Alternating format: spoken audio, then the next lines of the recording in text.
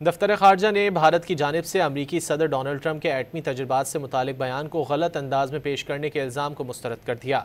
तर्जुमान के मुताबिक भारत एक बार फिर हक़ाइक़ को मस्ख़ कर रहा है। वाज़ेह किया कि अमरीकी हुक्काम इस बयान से मुतालिक अपना मौक़िफ़ पहले ही वाज़ेह कर चुके हैं।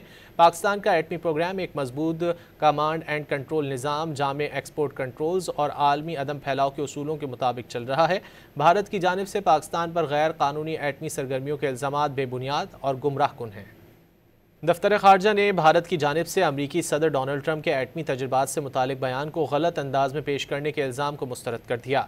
तर्जुमान के मुताबिक भारत एक बार फिर हक़ाइक़ को मस्ख़ कर रहा है। वाज़ेह किया कि अमरीकी हुक्काम इस बयान से मुतालिक अपना मौक़िफ़ पहले ही वाज़ेह कर चुके हैं। पाकिस्तान का एटमी प्रोग्राम एक मजबूत कमांड एंड कंट्रोल निज़ाम, जामे एक्सपोर्ट कंट्रोल्स और आलमी अदम फैलाव के उसूलों के मुताबिक चल रहा है। भारत की जानिब से पाकिस्तान पर गैर कानूनी एटमी सरगर्मियों के इल्ज़ामात बेबुनियाद और गुमराह कुन हैं।